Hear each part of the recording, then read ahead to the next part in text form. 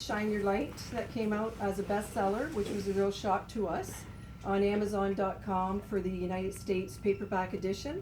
So it went up and down the charts for about 5 weeks, top 100. So I just kept going up and down and up and down. So that was a real nice surprise for us.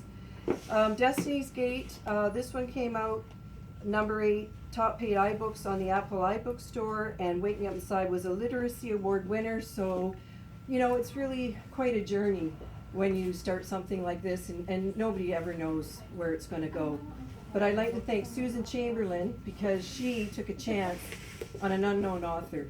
And she had us August 18th, 2012. That was my first book signing.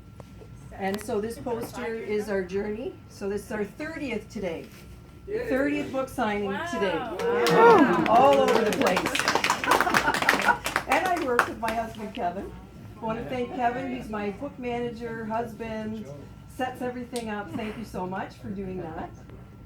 I'm going to point out David D. Plain, who's here, famous local and all over the place, artist, poet, very talented author. And he did a blurb for the book, which was really, really special. And so what I love the most about yours was, you said, Shine Your Light, the third installment of the Paige Maddison Series, is a heart stopper.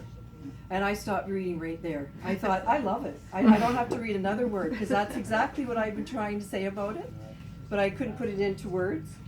And I love the epilogue provides a lesson in life sure to be beneficial to all young adults. I enjoyed it thoroughly, and that meant the world to me.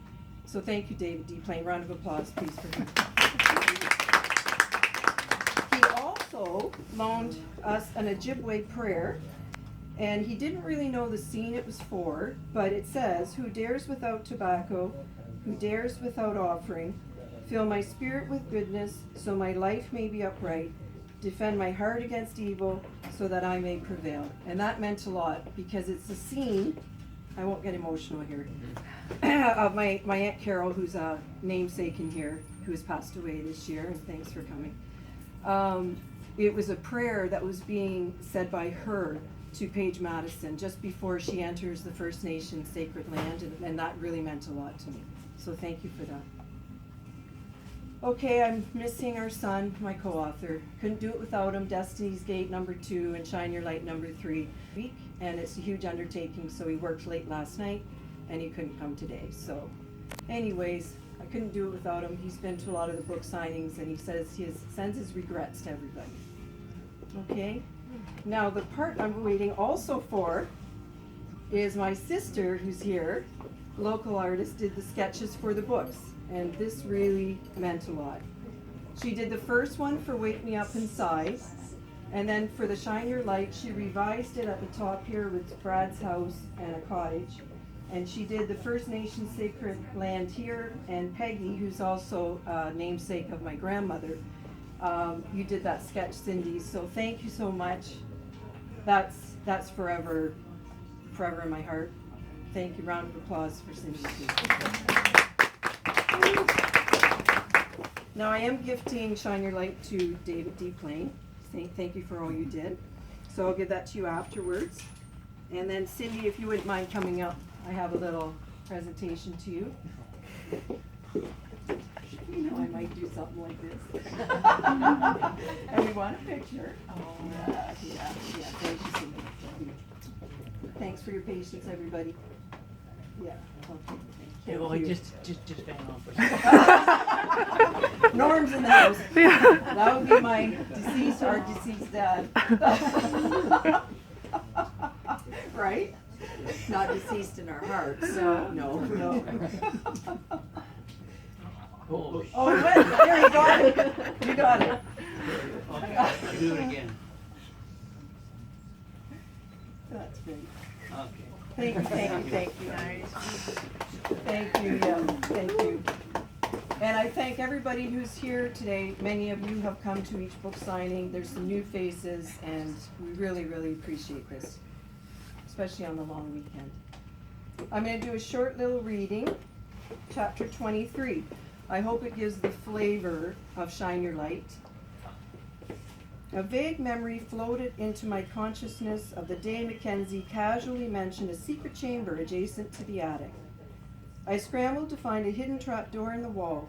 Relieved to find it, I pushed hard and it flashed open. I fell into the secret room, slamming the door shut behind me, leaning breathlessly against it. Vibration shook the darkened chamber. I gasped as I looked through the glass into the room from which I just escaped. A black wolf with wild eyes and a mangy tail looked into my eyes. I broke out into a sweat until it dawned on me. Wait, he can't see me. If he could, he would have charged through the glass. It's a one-way mirror.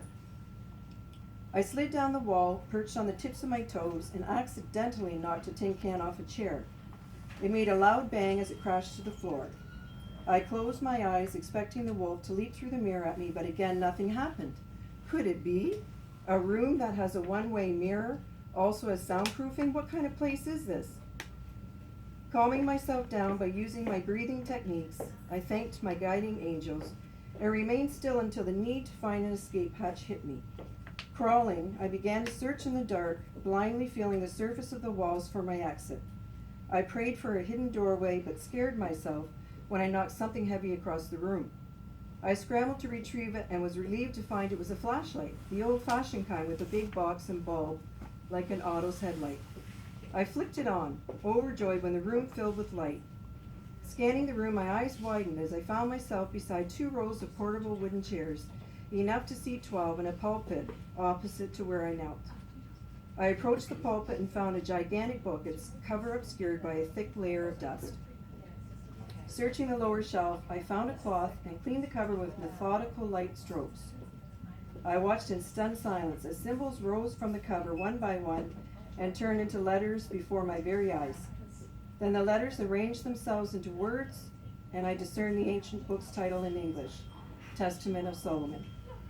I became overwhelmed and lightheaded as if the room was spinning.